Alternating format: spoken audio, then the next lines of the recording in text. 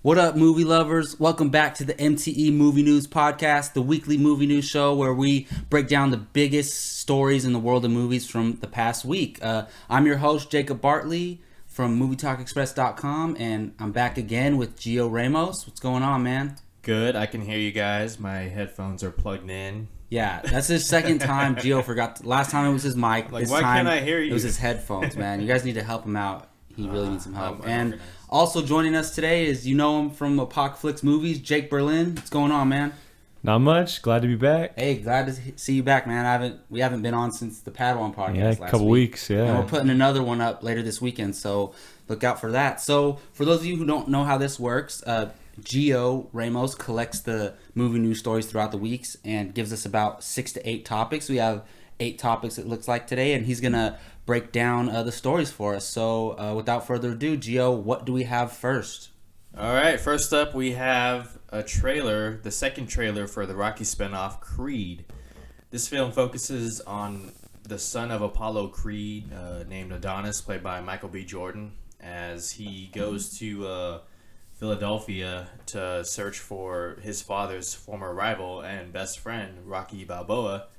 And together, they harness Adonis's natural-born, fighting skills and talent to get a shot at the title. The second trailer came out, and we're going to talk a little bit about the expectations now, because it was a pretty long trailer, about two and a half minutes, I'd say.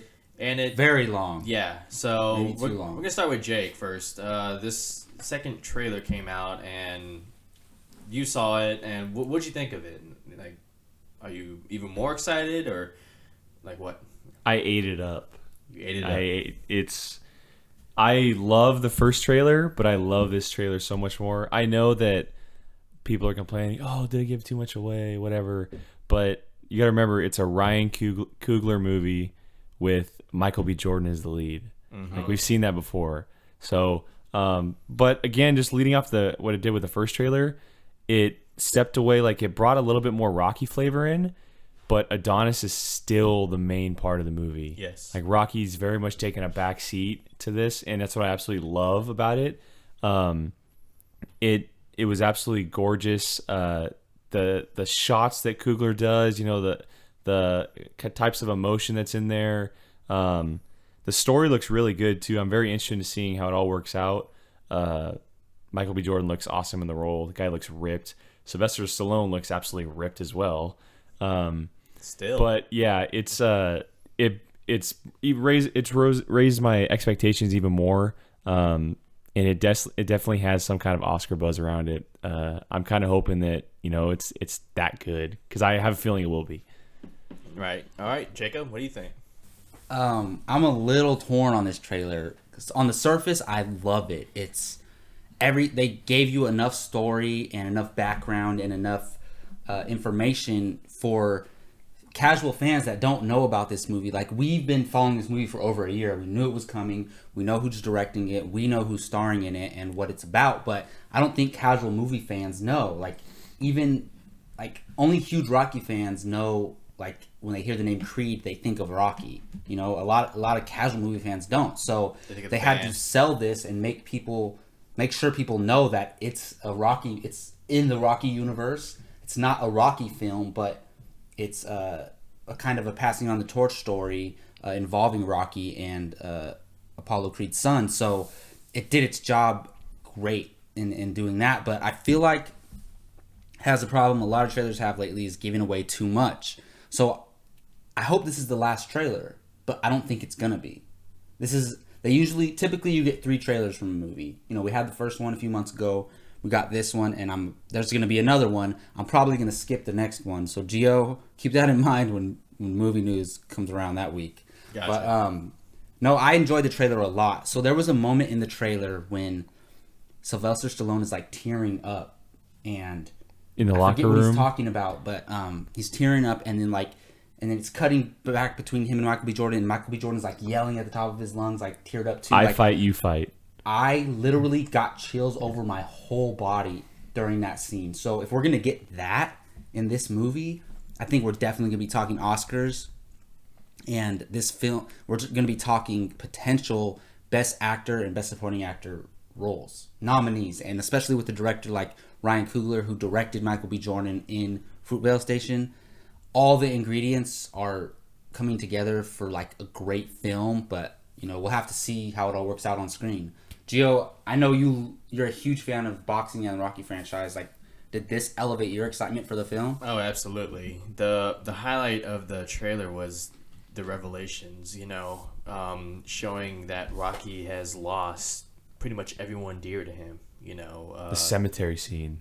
Paulie. Yeah. I was like, what? No. Really? And then, like, him getting sick, I kind of saw that coming because of some rumors I read months ago, but still, it just shows the next step for Rocky, the natural way, and it was heavy on emotion, whether it was that or Adonis's mother talking about how she had to carry up Apollo after each of his fights up the stairs into his room because he couldn't get up on his own, like full of emotion. And like you said, this has Academy potential. You got definitely Coogler, I think so, and all that. Yeah, so I really like the trailer. I can't wait to see this. Huge buy. And I want to ask you guys quickly, what are the chances we get a Best Supporting Actor nod for Sylvester Stallone? What do you guys think? It really depends on the competition, but I said earlier, man, we could be talking, dual nominations for acting in this movie. You never know. I mean, it's all going to come down to who he's going up against, but I think the potential's there. It looks like it in those scenes when he's crying and, getting emotional. So we'll see. I don't know if Stallone has it in him, but we'll find out. I'll say no because I think that they're going to focus on Michael B. Jordan more. Yeah, definitely. As a lead actor. Mm-hmm. I don't think there's a chance for Stallone. I would love there to be. I mean, see Sly Stallone up there for the Oscars, but I think it's all going to be about Michael B. Jordan. But it'll only help if Stallone's great in the film. Oh, yeah, for sure. If you have one great performance and another great performance next to it, and if Michael B. Jordan's going to outshine somebody who's performing almost as well, like, it's only going to elevate both of their performances. So I think it's great for the movie overall if he gives a great performance. Yeah, I mean, I personally think he'll get an Oscar nomination because he knows the character so well. He's so invested into the story. It's really possible. You got a guy like Coogler directing him. So we'll see, guys. Let us know what you think about the Creed trailer number 2. Check it out if you haven't. It's on the site, and the film releases November 25th. Thanksgiving. Yes. Right? Oh yeah, that's true. Thanksgiving Day. Yeah. All right, and moving on. Next up, we have another trailer. This is the first trailer for the upcoming Disney live-action Jungle Book, directed by Jon Favreau. This film, it's pretty much a retelling of the classic tale, the story that we all know, with next-level visuals, I'll say. Oh, yeah. Like, the visuals are insane. So we all saw this trailer, and one by one, we're going to talk about, what did we get from it? Like, what are we expecting, and what stood out to you? Because there's a lot of highlights in this trailer. There's a lot of things, but what's the one thing that stood out to each of you? We're going to start with Jacob this time. Oh, man. So I think we should say that I think it's a straight-up remake of the Disney animated Jungle Book. Yes. It's a straight-up remake of that. It's not... Because there's an original book of the Jungle Book that's pretty much public domain. Anyone can make a movie about the Jungle Book. Kipling. That's why WB's doing one as well with Andy Serkis. So yeah, it's a straight up remake of the animated, and I absolutely love this trailer. There's so many movies coming out in 2016, so it's hard for me to build this most anticipated list, but it is definitely up there in my top 10 most anticipated. This trailer blew me away. At first I wasn't sure about Scarlett Johansson's voice, but halfway through the trailer I was in. How can you not be sure about her voice? All right, look, I love her voice, but I don't know if it fit for the snake because you know that Scarlett Johansson. I will listen to her do anything. It's so soothing. That's true. I haven't seen her yet, so I need to check that out. But dude, I wasn't sure how real they were going to make the animals look, but they look like a real bear, a real tiger, a real snake, a real monkey, a real elephant. Like, this is like a Nature Channel movie, but it's a film, like a blockbuster film with the animals talking. Like, it's so rare to me. Like, we've had this before with like Planet of the Apes and stuff like that. But I think this is going to take it to another level. Like, all the animals look great. I love that Blue is a real bear, like it, and he's gonna talk. And that last scene blew me away when you see them strolling down the lake. And he's on his belly. And he's on his belly. Stream, and you hear the whistle. The bare necessities. Like, oh my goodness.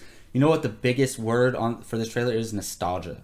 Like, how much did it bring you back to the original animated movie? Good point. And just, you saw all the characters you needed to see, you know? You saw Blue, you saw Shere Khan, you saw the forget who's the one who's looking over him the whole time. Bagheera. The panther, right? Yeah.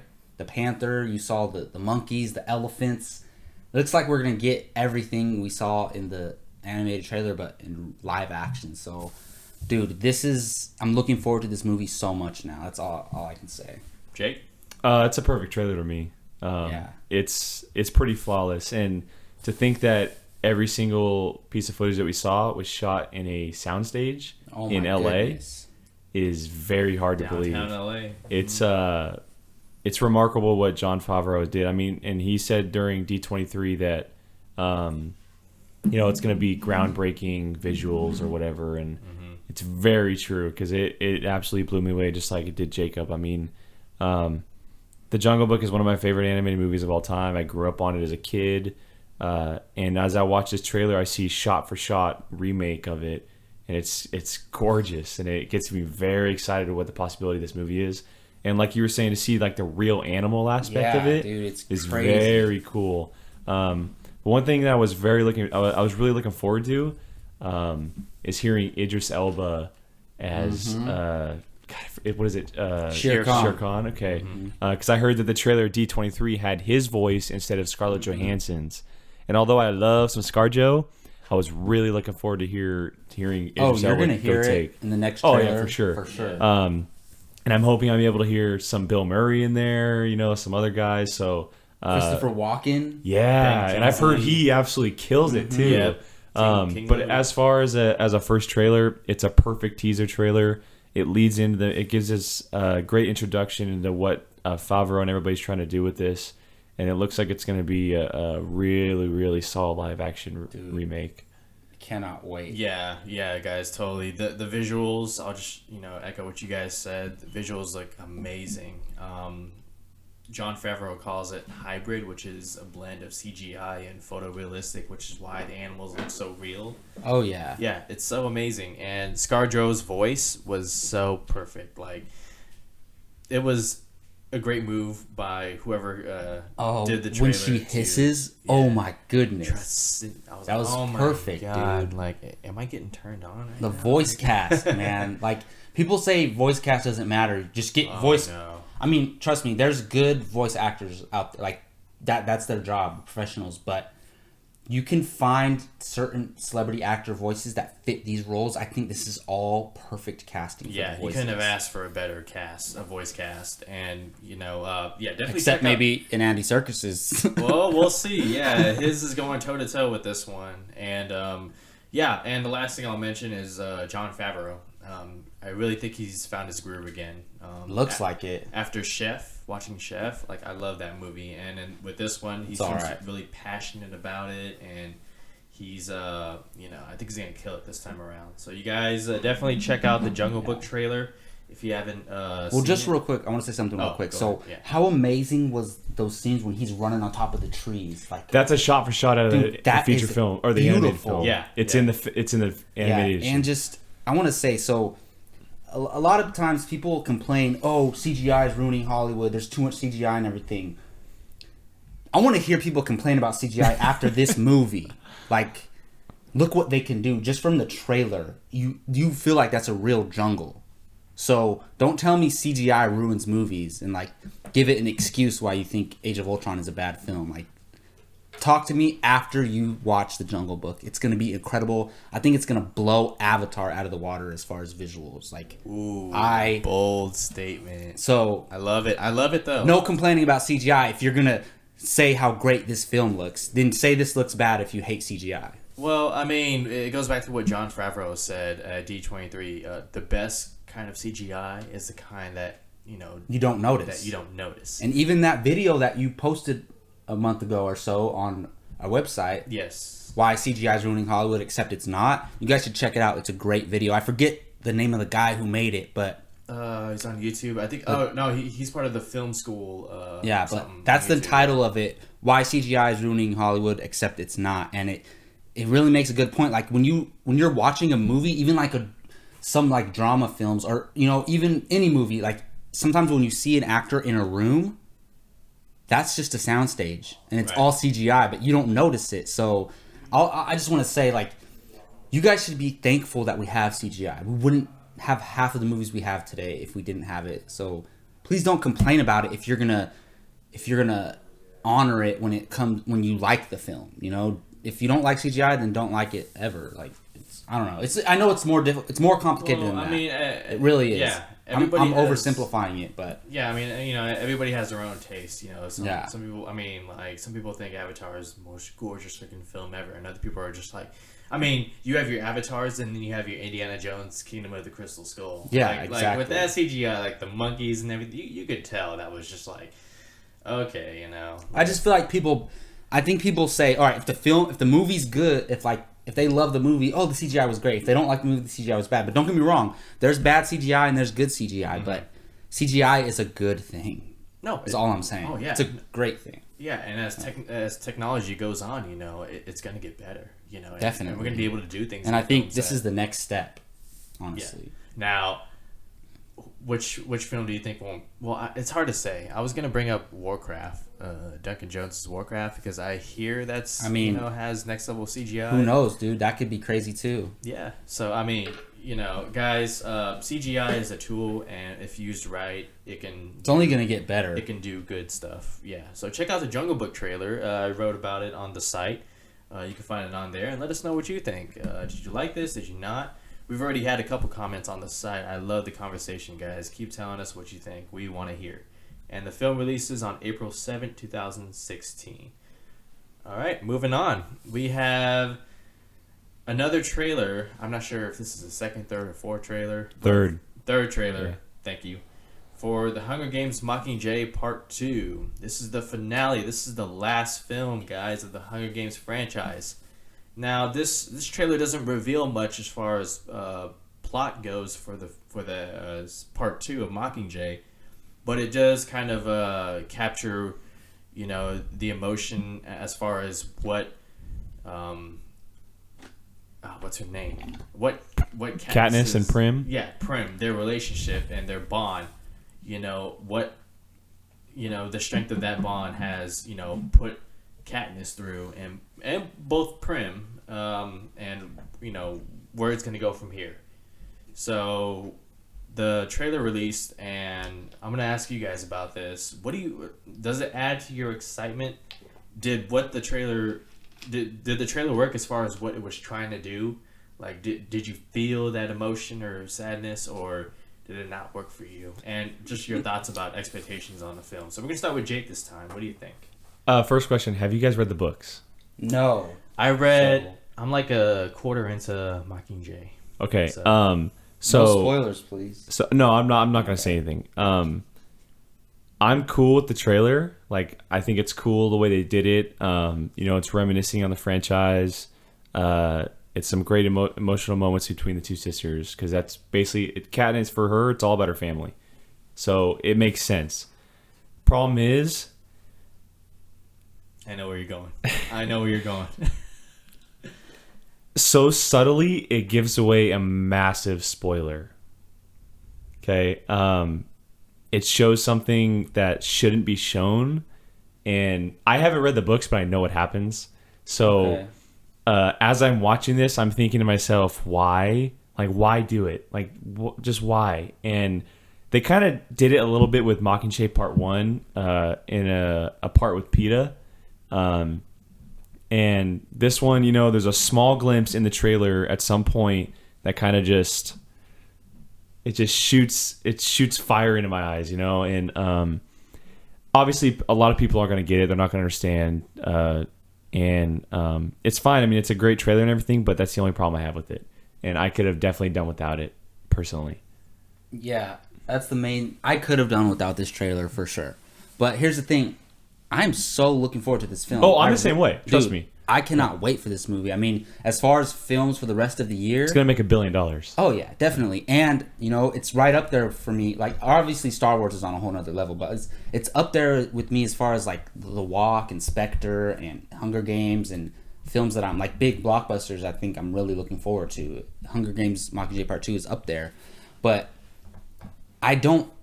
So the point of a trailer is to get somebody into the theater and make them want to watch a movie. I don't think this trailer makes people want to watch the movie.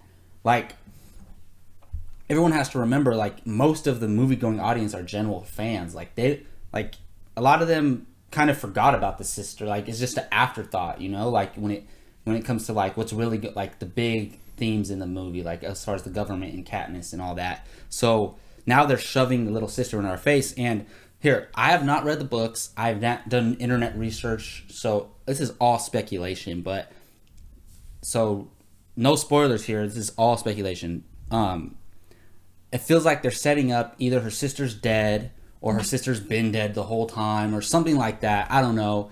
It seems like they're setting us up for something like that. And if that does happen in the movie, why would you put out a trailer that's basically telling you that that's going to happen? Like, it doesn't make sense to me. That's why marketing in Hollywood is like not in a good state, in my opinion. So Poo-poo.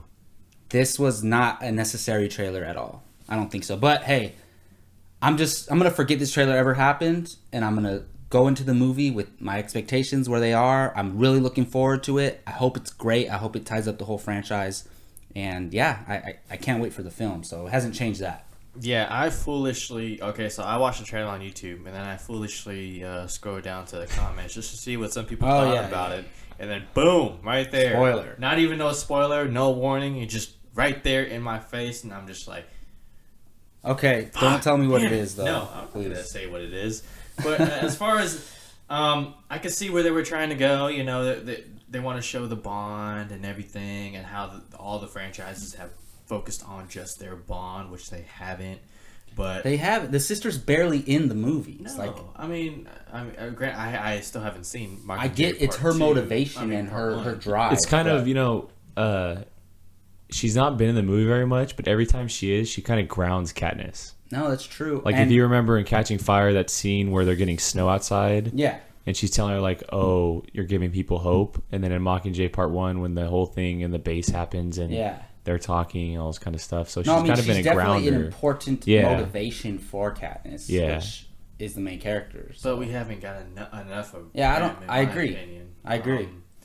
So does this trailer add to my excitement? No, not really. Well, you're not too excited in the first place. I'm not too exactly. I'm not too excited in the first place because you're not looking forward to the movie. I don't like it when they split the last film into two things, because it's like, why do that? Like, from what I've heard, again, I should form my own opinion, yes. And I should watch the movie for myself, yes. But from what I'm hearing from everybody is that Part 1 is so slow. It takes a little plot and it stretches it like it's Stretch Armstrong and just, you know, all the way, and it's just it you know, a lot of I still like the moments. film though. Okay, yeah, cool. Like, I was okay with it. People still like it, but now are they looking forward to a year later Part 2? Like, was Part 1 really worth you saying, okay, all right, now I'm gonna wait a year until Part 2 comes out, and I'm still gonna watch it? Maybe for fans, yes, but for general audiences, they're like, I don't know if I want to see it now, because this one was just like,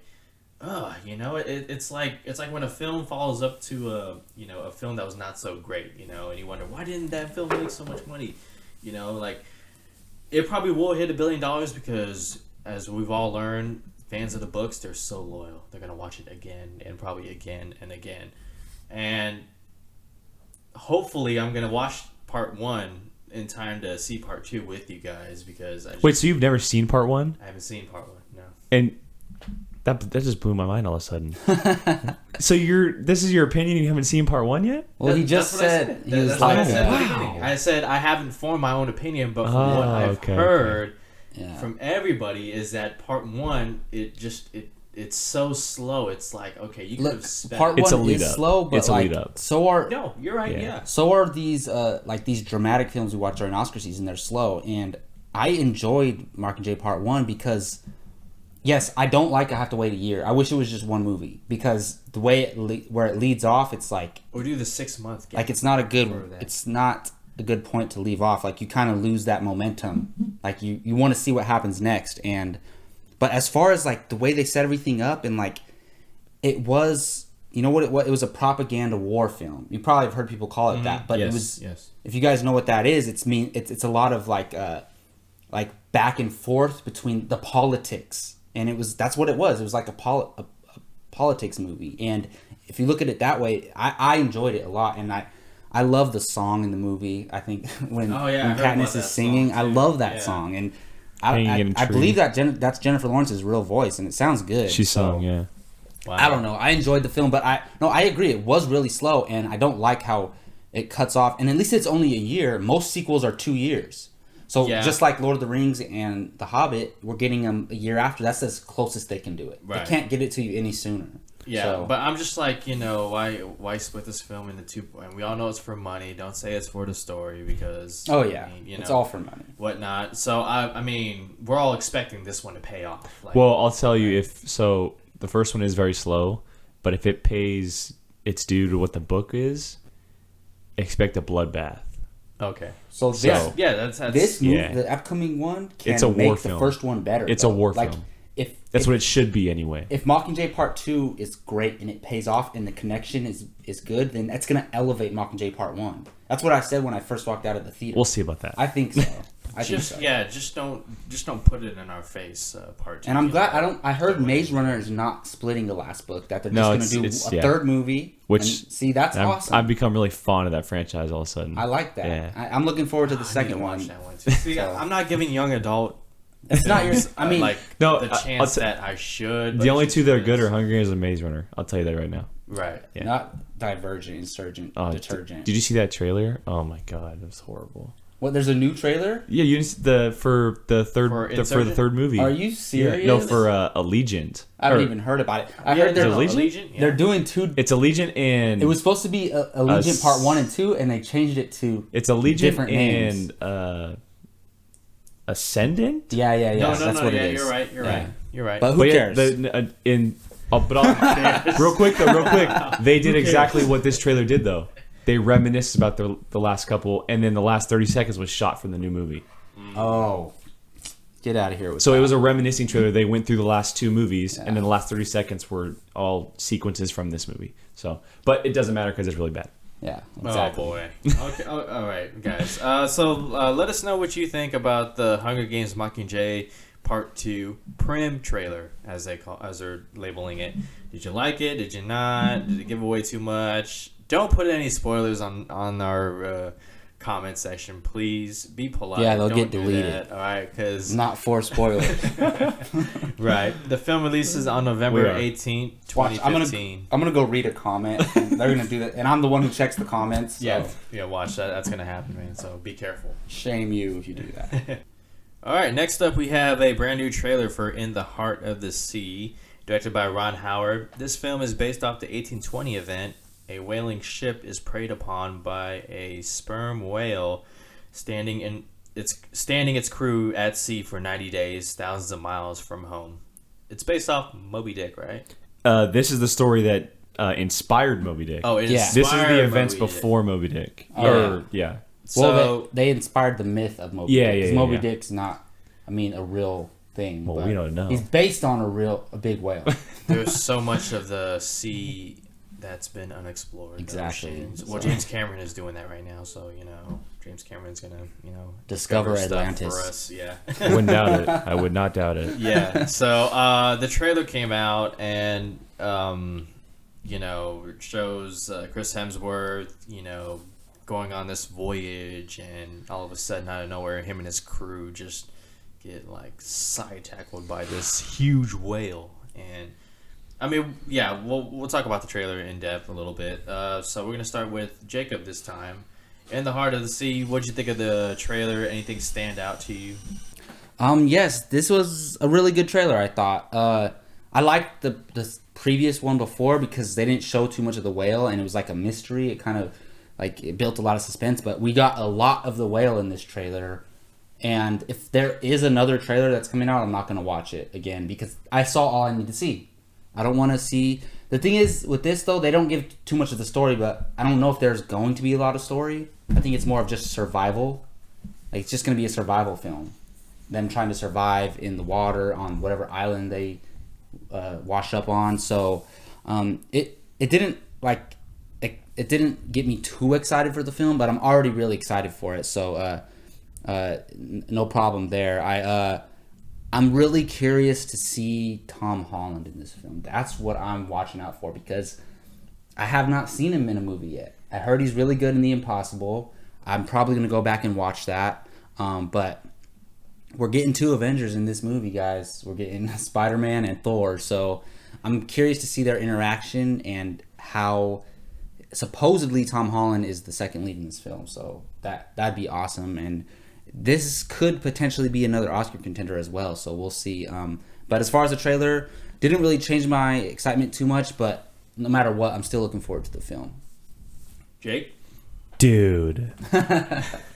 This trailer is so flipping good. Mm-hmm. It's pretty good. I've enjoyed everything out on this film. I mean, we saw a bunch probably around a year ago because it was supposed to be out in March. But they pushed it back for good reasons. We should have saw this movie already. But this trailer is freaking epic. It's everything I've wanted from this movie. Ron Howard is probably top 5 directors out there for me right now.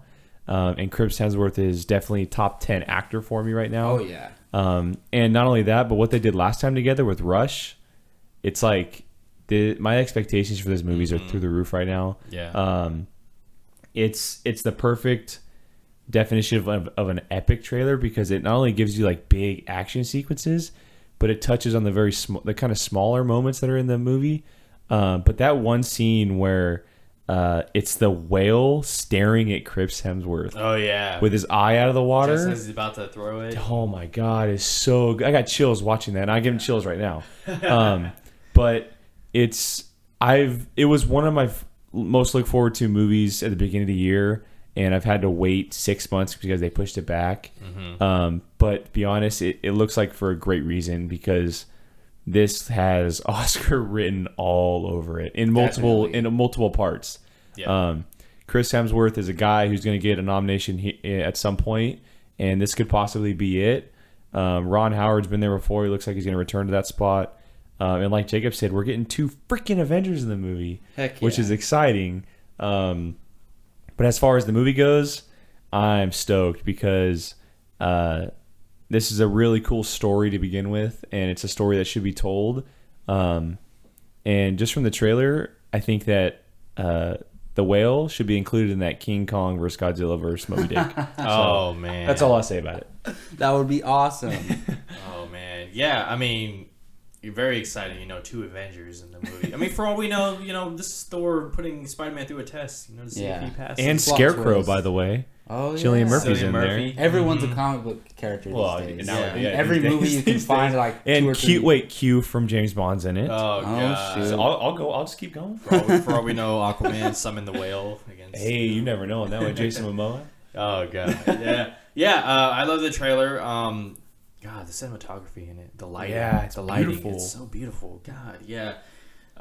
Amazing. And God, when he says it's just that ain't just no whale. It's a whale monster. with a revenge mission. That's crazy. Whale on steroids or something. Jesus, that whale is huge. Yeah, and I'm also excited, like you said, about the Ron Howard, Chris Hemsworth follow up. I thought they were great in Rush. And this has Oscar all over it, if not for cinematography alone. So it could be up there. And like you said, Tom Holland, ever since this is his first film since being announced as Spider-Man, so for a lot of people, this is going to be their first look at Tom Holland as an actor, and I'm really excited that it's with Ron Howard. So, yeah, guys, let us know what you think of the trailer In the Heart of the Sea. Did you like it? Did you not like it?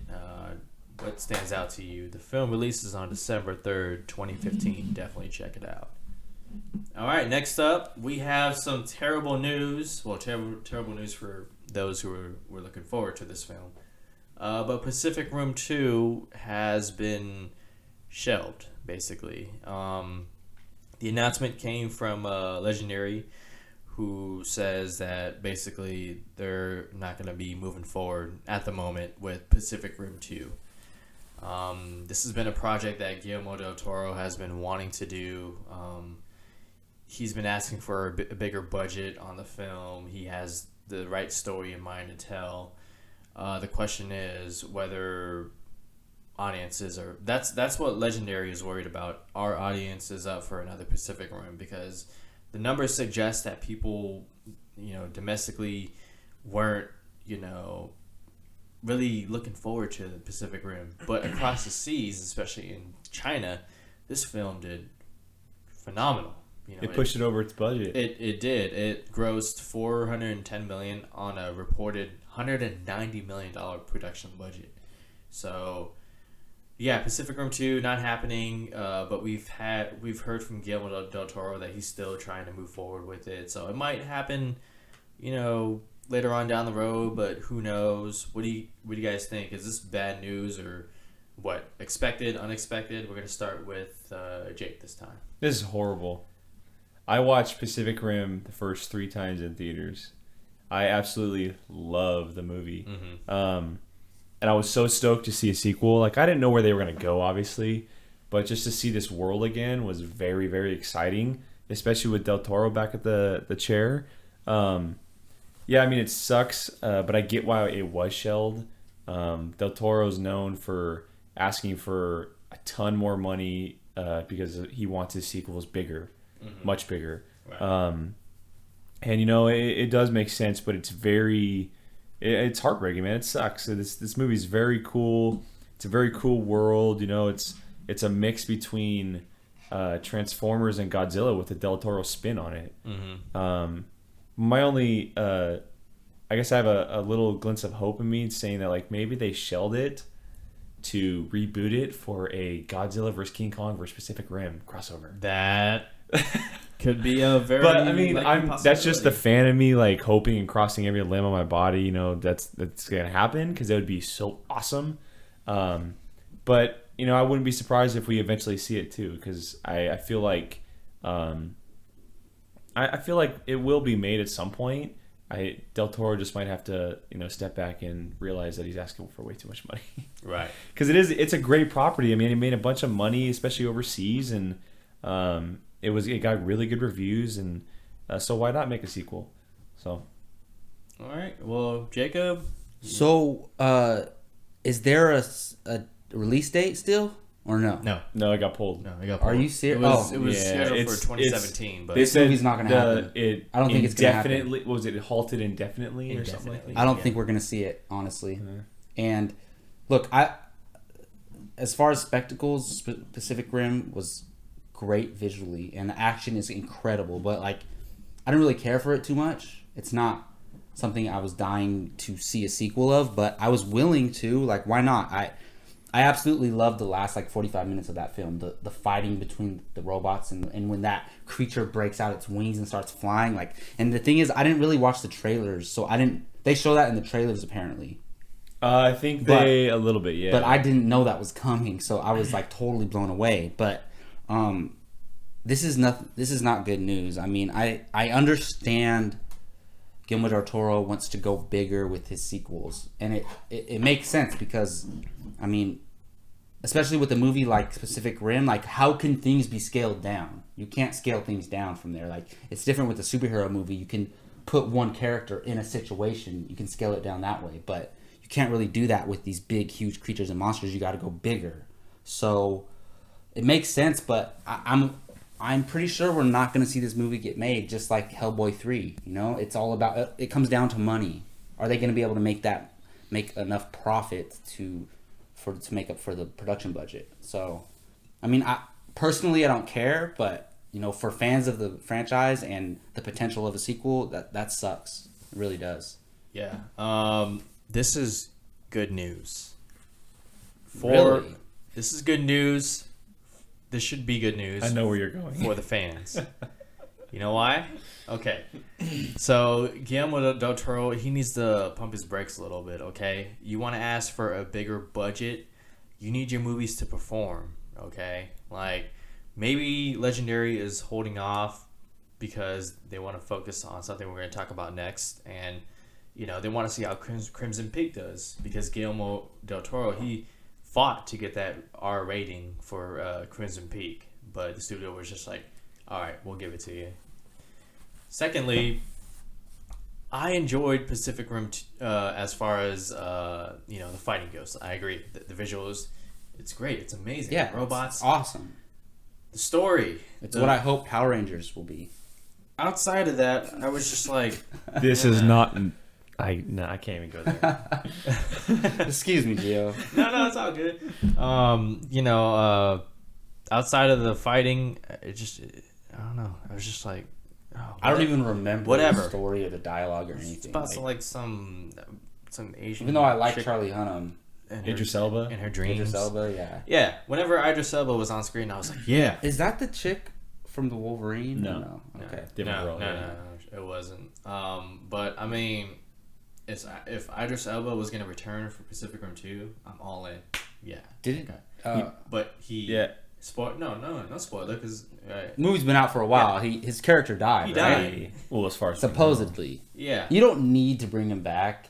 Like, nobody really cared about the characters. Dude, you know? replace Idris Elba with Godzilla and you're good. Like, Yeah, come on. why not?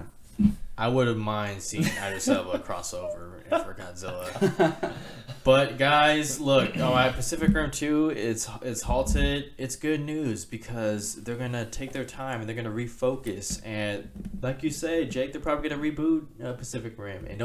And I buy into what you said about maybe crossing it over. You know, you have monsters already in Godzilla.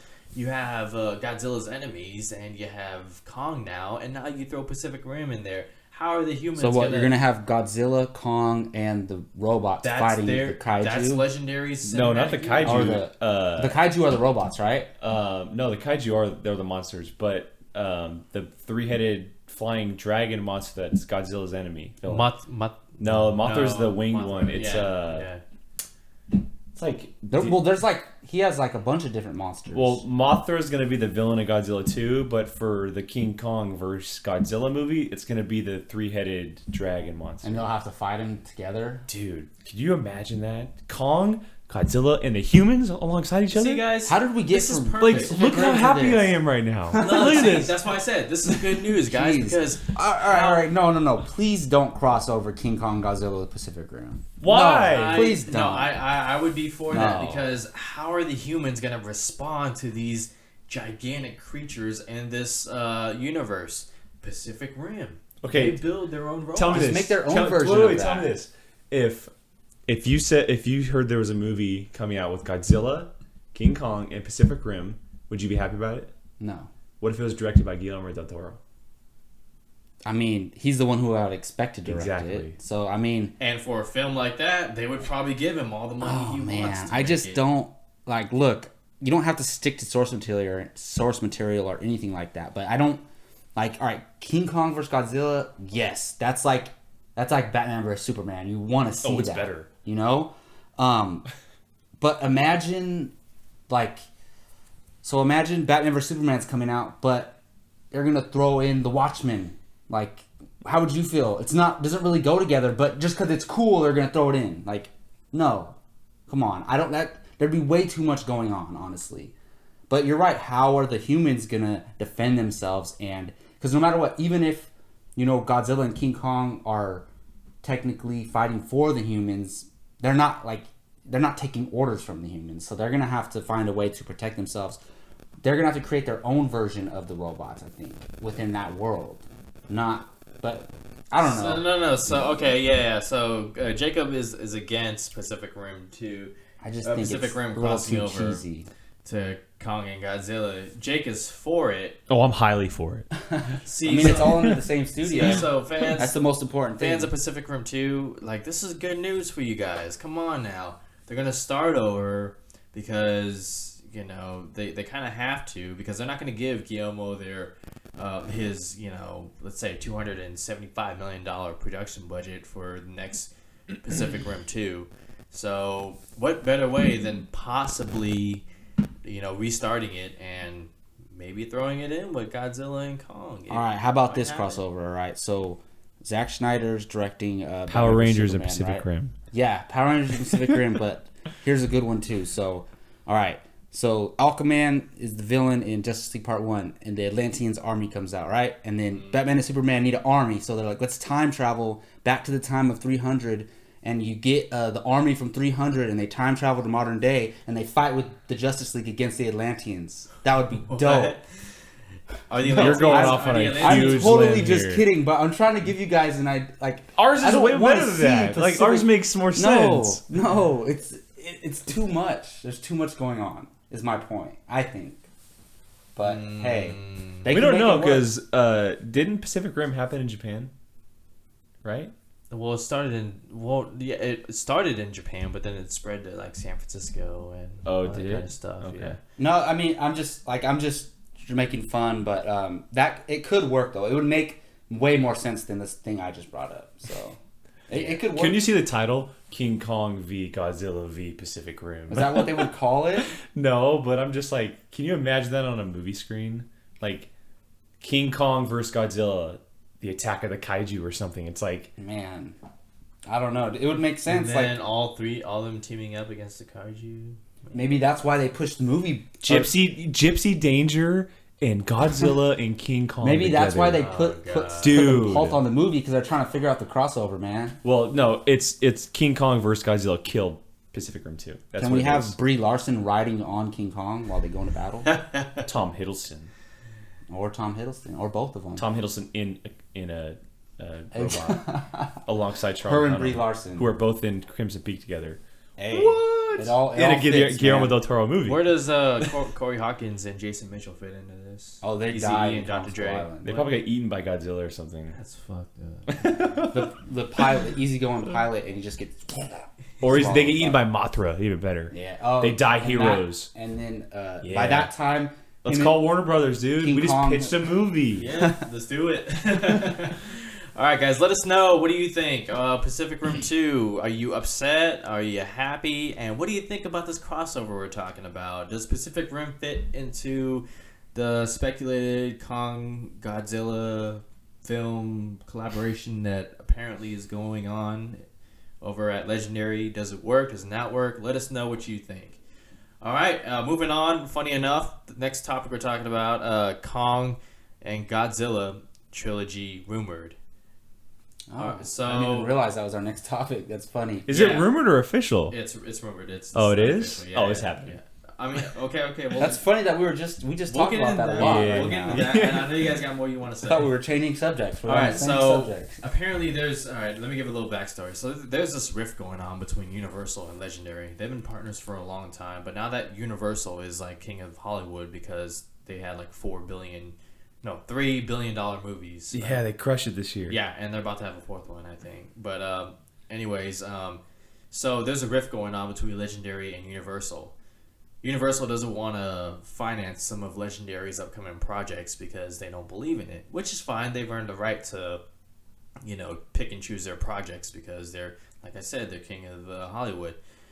So now WB is partnering with Legendary and is helping produce some of Legendary's upcoming films.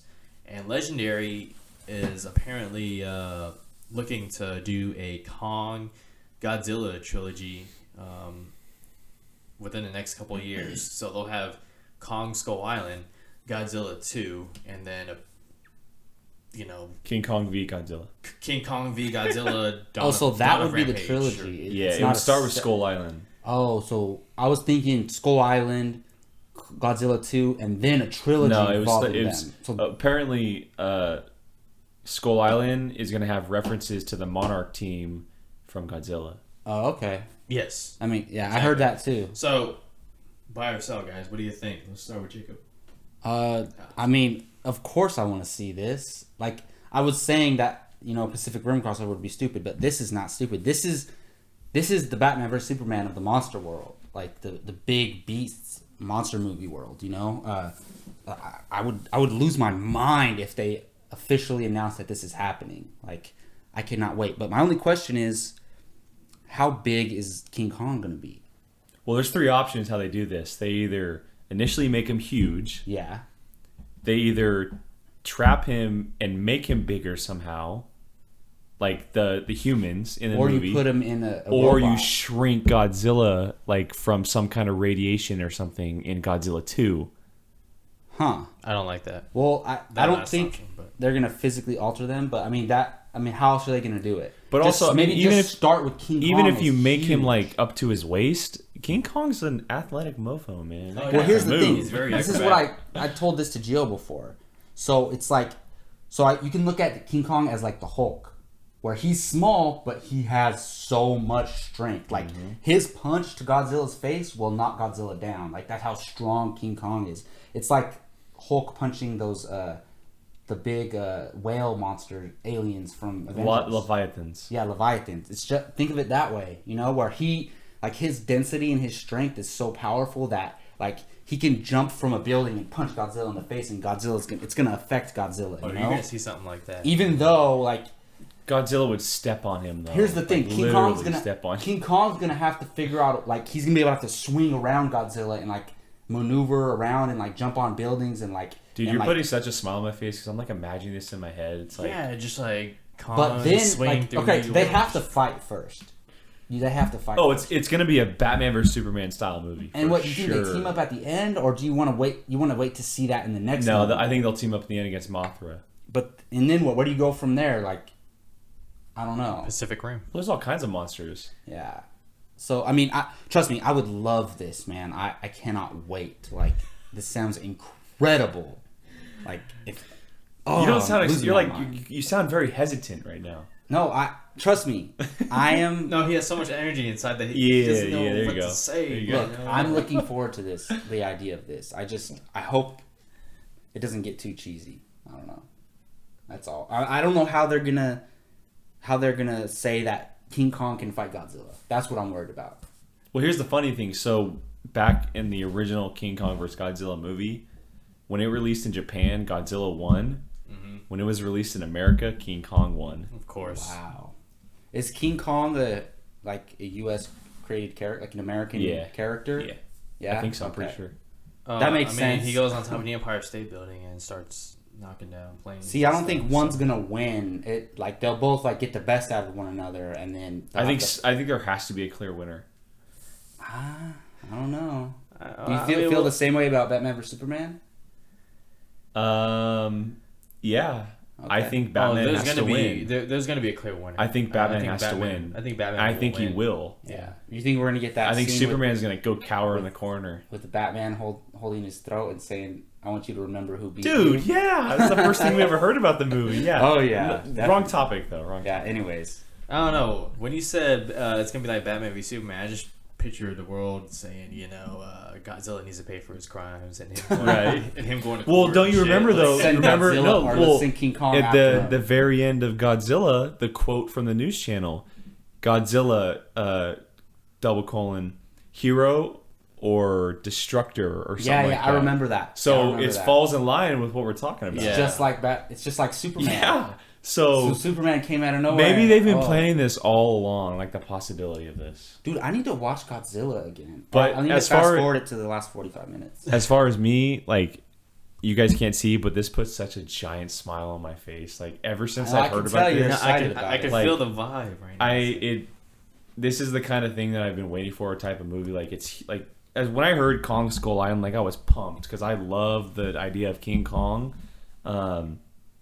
And then hearing that there's a possibility of a Godzilla versus King Kong movie, it's like, it is so amazing. Can you imagine the two of those creatures on screen together? It's going to be awesome, dude. And then eventually them fighting alongside each other. It's like, it's so damn exciting. And my only worry is that I'm crossing my fingers that Warner Brothers doesn't look too far ahead and focus on the shared universe side of Like it setting everything up. instead of focusing on Kong Skull Island and then focusing on a Godzilla 2 and then moving forward to a I a see King what you're Kong saying, Godzilla. yeah. Like, worry about that when it gets here. I want to see a great King Kong movie in Kong Skull Island. I want to see a better Godzilla movie, Godzilla 2, and learn from the mistakes of the first one. And then as King Kong v Godzilla comes, I want to see something epic. So that's my only worry with it right now, is that I feel like they might be thinking too far forward. But we're getting a King Kong versus Godzilla movie. Just don't. Do you think we're going to see a flashback of the events in Godzilla when they're messing up the city, and we see King Kong like in the city at the time, like saving people, or no? Like during the the first Godzilla, like kind of like Batman and Batman. No. I think that this is just pure speculation by me, but when we see King Kong v Godzilla, it depends on if King Kong is in Godzilla 2, but it probably won't be. I think the humans will have Godzilla or King Kong in captivity when King Kong v Godzilla. And they release him to maybe take down Godzilla. Like something might happen in Godzilla 2 to where it changes the humans' minds on where what people Godzilla think is. Godzilla needs to be taken down, and it's just like Batman. But the huge part of it is like how important is this team called the Monarchs, the Monarch team or whatever? They've got to be huge. Like Tom Hiddleston might be a part of the Monarch team in Kong Godzilla just from 80 years ago. I think that's where they're going, because it's set in like 1920, right? Yeah. I would imagine like early. And then 1900s. It turned into what it became in Godzilla. So that would make sense. It's gonna almost be like the shield of this universe. That makes sense. But obviously, I'm very excited. You can tell. So yeah, definitely. Yeah, well, I'm excited too. But me being me, what does it take for this? What will it take for this to happen? So here's what I think. All right, Kong needs to be a hit, and Godzilla 2, they both need to be hits. And then once that happens, you'll get Kong v Godzilla. Yeah, I mean that's definitely happening. What if they were even on the level of the first Godzilla?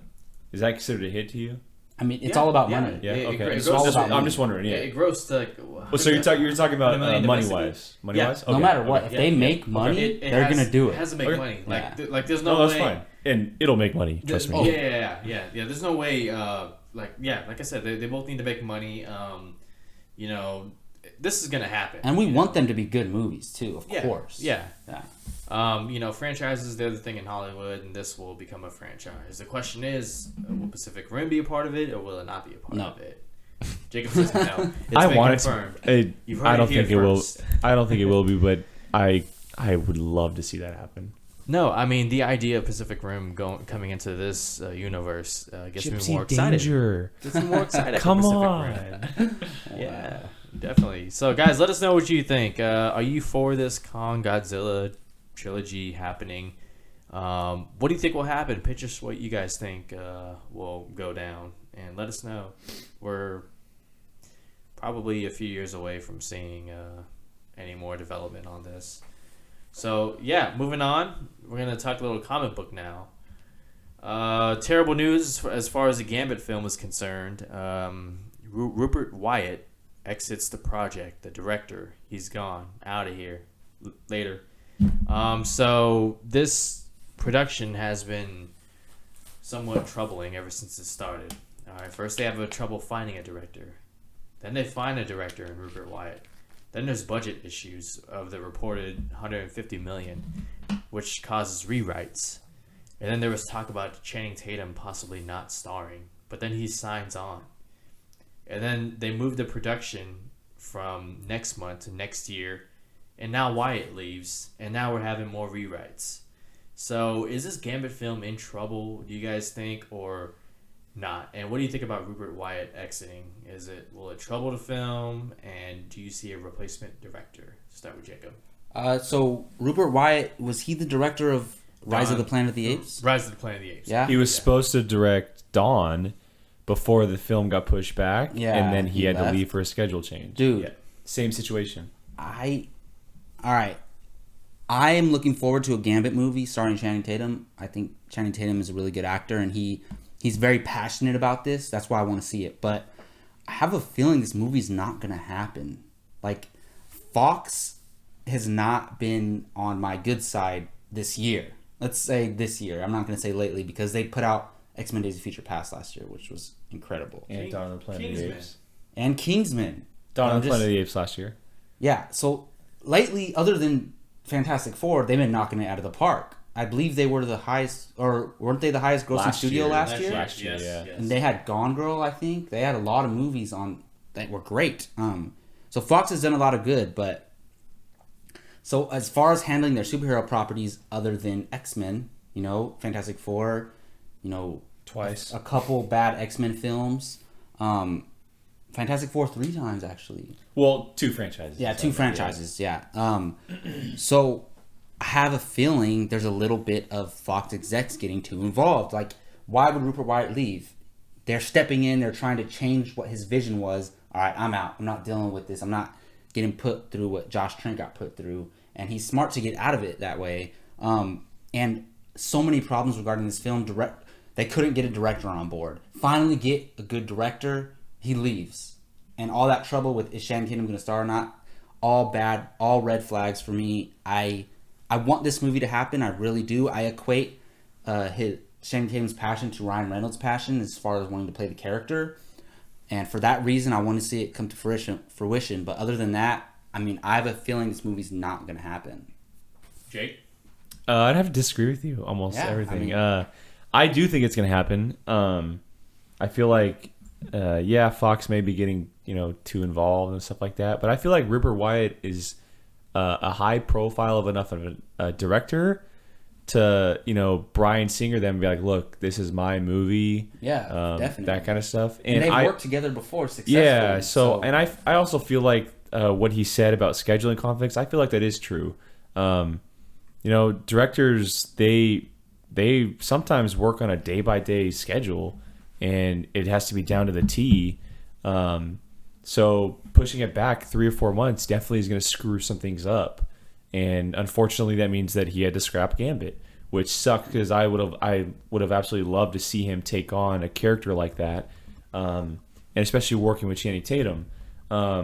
It definitely does suck, but the biggest thing coming from this is how are they going to rebound from it? Like, what director are they going to get? Because it's the same situation, like, say, the Planet of the Apes. He did Rise. Then he had to step away from scheduling conflicts. They got Matt Reeves, who made an even better film. Now, who are they going to get to try and do the same thing with this movie? Like, who's going to step in to try and give us a good Gambit movie or possibly great Gambit movie?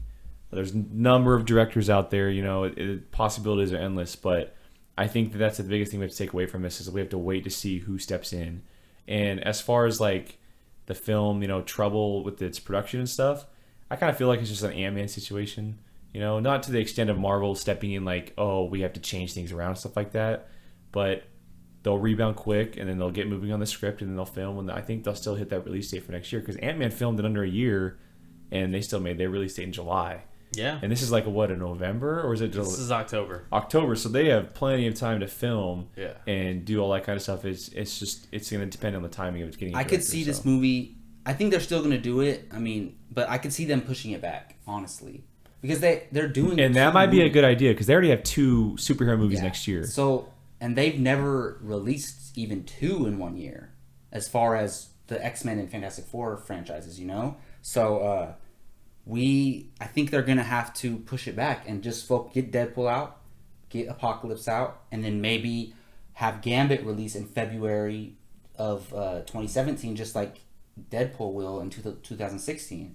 It'll feel, if Deadpool makes money in February, why not put Gambit out in February? It's not like you're saying the movie's bad. You're just trying to capitalize on box office. Mm-hmm. So yeah, I talked a little bit about this film on the site. I'll echo a little bit of what I said. Rupert Wyatt leaving is unfortunate to hear. He did a great job with Rise of the Planet of the Apes. The origin story for Caesar. This Gambit film is pretty much going to be an origin film as well. Mm-hmm. It's going to introduce us to this character who is really going to be a central figure of the universe moving forward. Fox needs this movie to happen. They need this movie to be a hit, and I'll give you one name as to a reason why. Hugh Jackman. Once Hugh Jackman is gone, who's going to be that guy, that star-powered individual that, because every cinematic universe has one. Robert Downey Jr. Robert Downey Jr. You can make a case for Ben Affleck. Ben Affleck. I think he's going to. Yeah, we don't know yet. But. Yeah, I think. But anyways, you need this film to happen, Fox. Gambit, because once Hugh Jackman leaves in 2017, Deadpool with Ryan Reynolds, huge actor, but I don't think he has the box office power. He has box office power, but not to the level of Channing Tatum. Not only that, but Gambit fits in better with the X-Men universe than Deadpool does. Yeah, definitely. Deadpool's going to be working on his own a lot, and I think we'll see. Well, we'll get to that, but that's next. But So, and as far as pushing the date back, I don't think Fox needs to stick with this because they need to know as soon as possible are fans going to buy into Channing Tatum as Gambit, and the more you push it back, the less of a window you have between that and the last Wolverine movie to because what if Channing Tatum, doesn't fit as Gambit, and let's say you push the film back to 2016 next year to 2017, the same year as Wolverine. Well, then you put yourself in a situation, to where your options are limited. So get Gambit out. I think they'll find the right director. And I said this on the site. Ever since 2011, Fox has found, as far as comic book films go, they've gotten the right director every time. Matthew Vaughn for First Class. They brought back Bryan Singer for Days of Future Past. They gave Tim Miller his Deadpool movie, and so far it looks great. I still think Josh Trank was a perfect choice for Fantastic Four.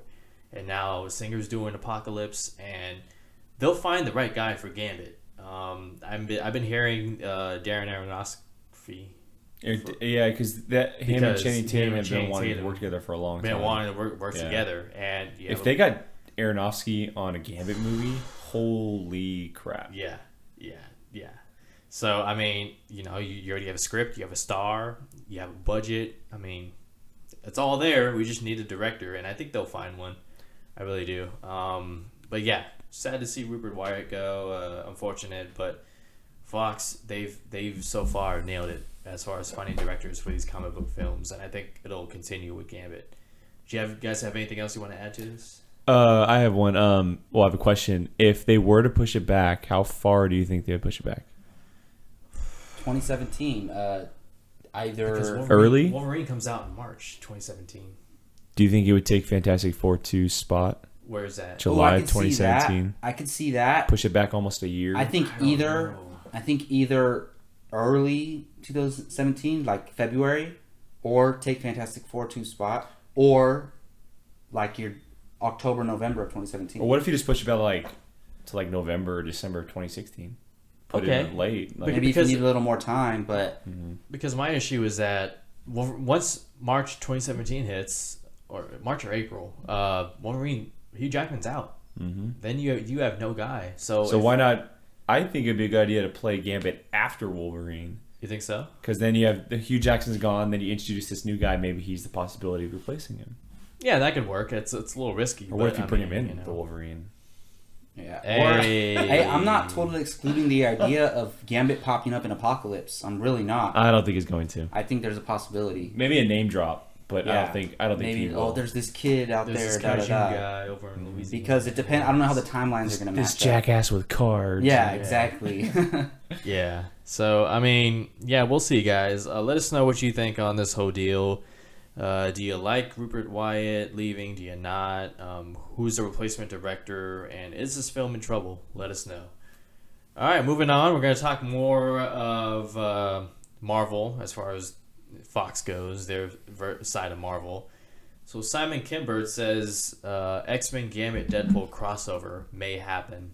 These are his words from the Toronto International Film Festival that currently happened. So I'll read the quote from Simon Kinberg, and then we'll talk a little bit about it. How much should we buy into it and whatnot. So here's Simon Kinberg. He says, the idea that we've sort of reset the timeline after Days of Future Past in some ways, if not erased, certainly allow for change from X1, 2, and 3.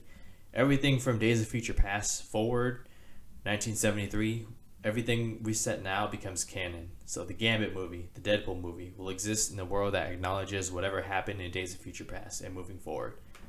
Doesn't mean they'll always interact with those characters, obviously. It's not like every movie has all the characters, but they all have to exist within the same rules. There will be interplay between different characters in different movies. Kimber goes on to talk about how the movies are going more cosmic and how Apocalypse's character will be a little more on the cosmic side. So going off of this quote, I mean, we can all pretty much guess that X-Men crossover with Gambit and Deadpool was going to always happen. That's always been the plan. But I'll ask you guys, how will this happen? When will it happen? And where does Fantastic Four fit into this, if at all? So we're gonna start with Jacob this time. Well, yeah, I was gonna say this is not news. We know this is happening. Yeah. I don't know why sites are reporting it like it's news, and I don't know why people are like, are we gonna see Deadpool and Gambit in the X-Men universe? Yes, absolutely yes. There's no question at all. We're gonna see them interact. I'm not saying as soon as Apocalypse or even as soon as the Deadpool movie or the Gambit movie or the Wolverine movie, but past then, definitely. As much as this Fantastic Four franchise is not working, the X-Men franchise is thriving. They knocked it out of the park with 2 movies in a row with First Class and Days of Future Past, and I think Apocalypse is going to be great. We have no reason to think otherwise.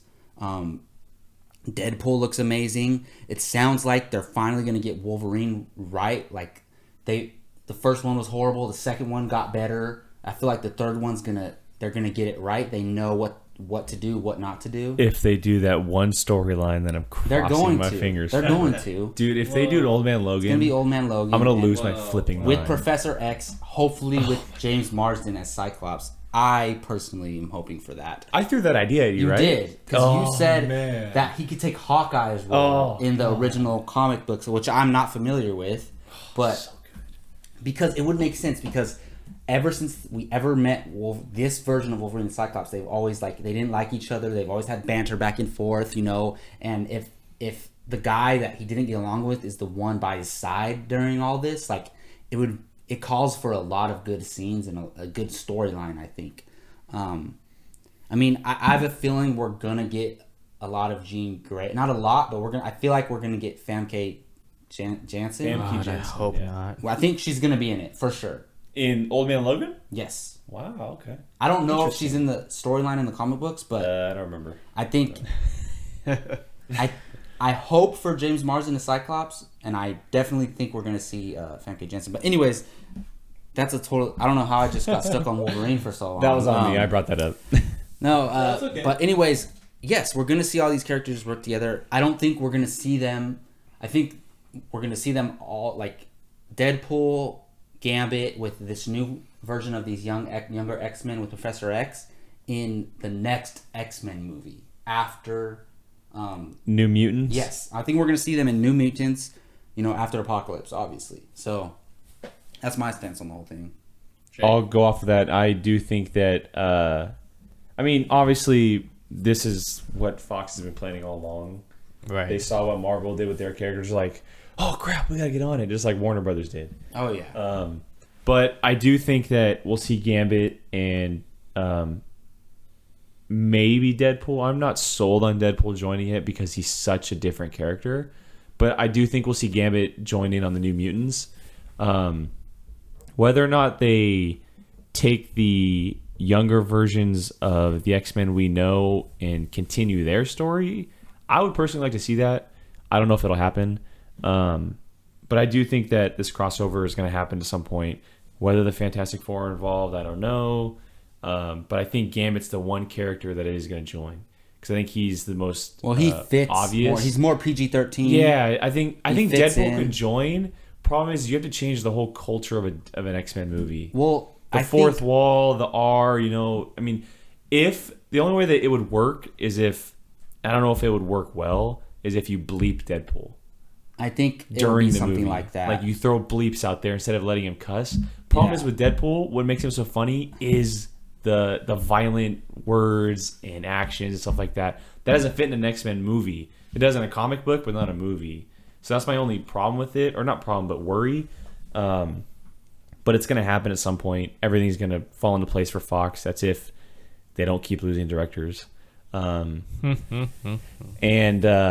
yeah, and I would love to see it happen because I think the X-Men characters are very interesting, and what they do different from Marvel is that they're very character based. They're not like world building necessarily, or not as of much, yet. yeah. But they're very character centric and focusing on like you said, the Cyclops Wolverine story or the love between. But even Wolverine the first and, X-Men movie, like yeah. you meet Rogue and Logan. Yeah, like, so it's they're very Rogue and Logan. They're very not, different kind of they're not superhero their movies. Superhero identities. They're very grounded they're real superhero people. movies. So that's the only way that I think that, or that's the only reason I would want to see it is because they're so different from everything else. Yeah. But as far as the cosmic comment, I don't know how that would work because, I know that Apocalypse is Apocalypse and everything, but as far as I know, I don't think Fox has the rights to any cosmic characters. Well, what about Galactus from the Fantastic Four? They can use him. I don't know if they have the rights to him. They do. They he do? was used in the Okay. in Silver Surfer.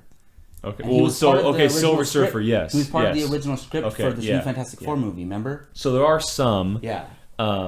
But I don't know how far the cosmic realm can go for the X-Men movies. Well, I think you would have to bring in a lot of Fantastic Four villains and characters. And I would love to see that happen. I would love to see it with the cast from the Fantastic Four we saw. I'd like to see them introduced in the universe before a Fantastic Four sequel, maybe. I don't know. Well, or vice versa. Either way, find a way to make it work. Well, Kinberg was also quoted saying that he is very focused on Fantastic Four and bringing the cast back. So they definitely Has want to bring the Kinberg ever cast. directed? No, and I don't want him What if to. he just steps up and does it? No. Why not? No. We've seen people succeed before. Yeah, but I mean, But I don't know if you guys saw. Did you see Kate Mara's comments? What? She said she would love to return to the character. Really? Yeah. That's That's I think they awesome. all The want only to return. I mean, they would- I they think would have Miles to, Teller is very hesitant. Well, remember him Well, and Josh Trank almost fought on set exactly. and That's stuff. the only. Well, reason. I But mean, Josh Trank would not be coming anywhere near Trank that is movie. not coming back. Yeah, so yeah, but Miles Teller is that kind of actor though. But It's he like- has to do it. He's contractually obligated. well, He Well, is. did they sign a multi-picture? I don't know if they No, signed. I guarantee. Trust me, dude. They signed a multi-picture deal. They all do with these franchises. It's They not do. like- it's not like me. This is the second time for Fantastic Four though. Yeah, but I'm telling you, they signed at least a 3-picture deal. Well, no, hey, if they signed, that's fine because I would love to see this cast back, but we'll see. And he has to do it. I'll unless- just say we'll see. I'll There's leave it something at in that. contracts where he'd have to pay Fox if he didn't want to Yeah. do the movie. So I doubt he doesn't want to give them millions of dollars back. You know. So we'll see. Who knows? Well, as far as Cosmic goes, he's definitely talking about Fantastic Four. So they do want to include Fantastic Four in their plans going forward. The question is where do you bring them back? If you're going to bring back the original cast, do you do it? Maybe they alter the Timeline. No, they alter the history of the character, and they turn Fantastic Four into mutants. In the New Mutants. I wouldn't like that. Well, you can just consider like maybe the fact that they have powers and they're mutated and stuff. Like people just consider them mutants, you know.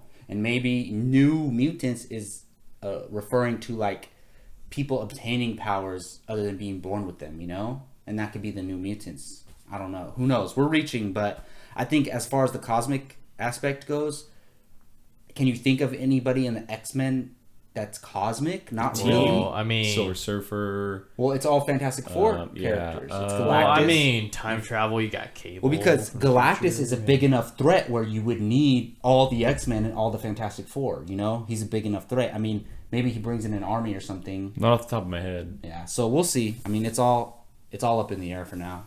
Yeah. And like you said, I thought that was a great point when you said how will Deadpool fit into these movies, you know? I think it would, because he's such a unique character. Right. Him bouncing off somebody like even a Gambit. Him and Channing Tatum and Ryan Reynolds back and forth would be Yeah, cool. I think that would be awesome. The problem is, how does it fit into the concept of an X-Men movie? That's the only issue. Right. Yeah, no, you have a point. And, well, I'm going to ask you guys a series of questions, and you guys just give me your quick answers. Does Gambit join X-Men at the end of the Gambit film? No. No. Not like...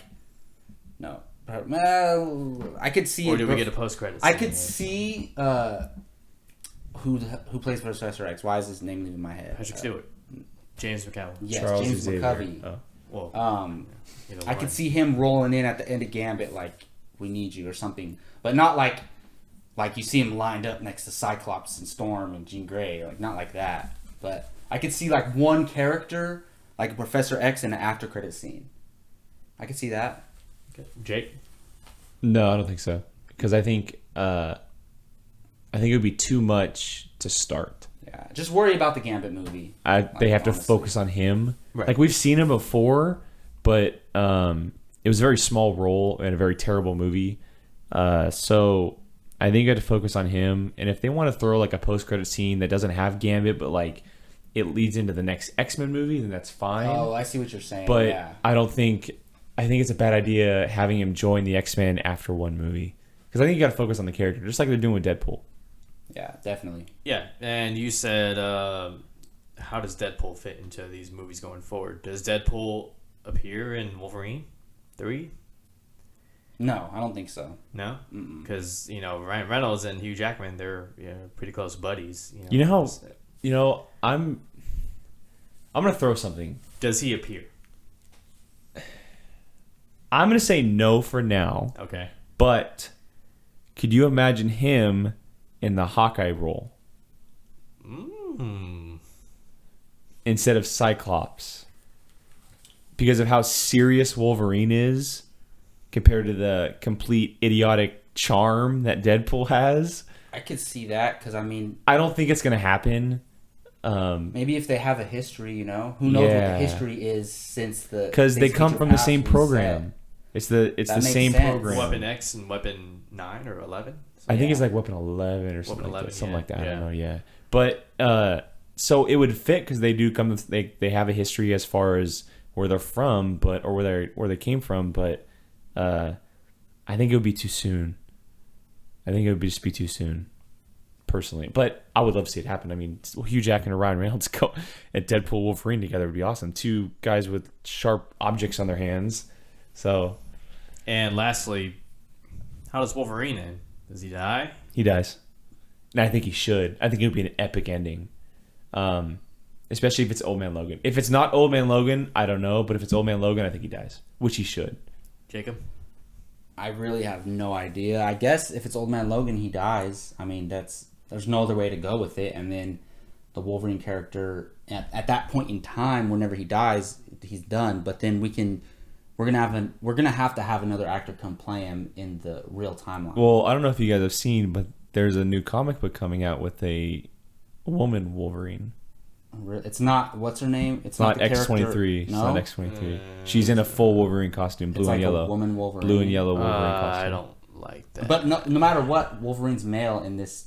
Yeah, well, yeah. I'm saying if they were to reboot the character. Oh, okay. Like how they did with the comic book Thor is now a girl. Oh yeah. Like there's a possibility of a Thor girl, In the future, when they scratch this whole timeline, that's a possibility, but not in this series, And I said that was the last question, but I lied. So Kinberg says everything moving forward is canon.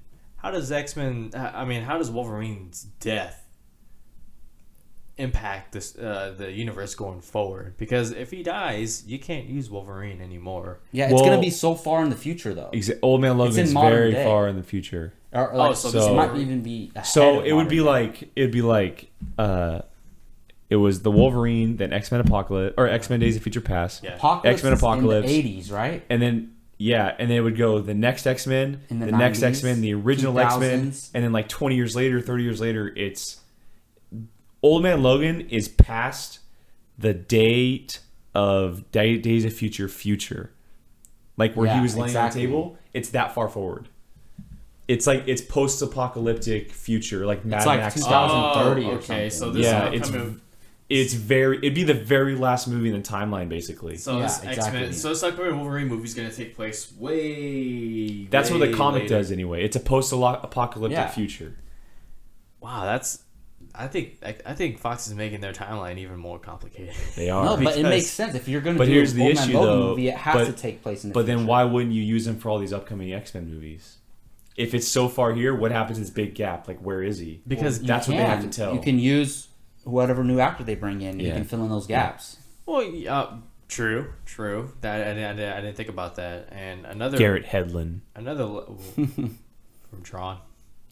I love that movie. Sorry. You need to watch Tron. Yeah. You've never watched Legacy? No. Dude! I'm gonna watch it though. And you're gonna watch it on my TV. God. Yeah. But hey guys, we could talk about X-Men for days. I think we're gonna get into it more during Comic Hero Talk later on when we do that. But yeah, let us know what you think. You know, does this surprise you? Did you see it coming? Obviously, we all seen it coming. But how do you think this will go? Let us know what your thoughts and speculation are on the X-Men universe, Gambit, Deadpool, maybe Fantastic Four. Let us know in the comments what you think. All right, that's going to do it for MTE Movie News for September 18th. I'm your host, Jacob Bartley. I want to thank my guest, Jake Berlin. Let them know where they can find you online, man. Facebook, Twitter, Instagram at the Jake Berlin, Twitter and Facebook at Apocalypse and apocalypse.wordpress.com. And I'd like to thank Gio Ramos. Where can they find you online? You guys can find me on Twitter at GeorgioRamos24 and on Movie Talk Express every day. And you can find me on Twitter at Jake Ryan Bartley, everywhere Jacob Bartley. And please don't forget to subscribe to our YouTube channel, Movie Talk Express. And if you are already subscribed, hit that like button. Thank you all for listening. We'll see you next week.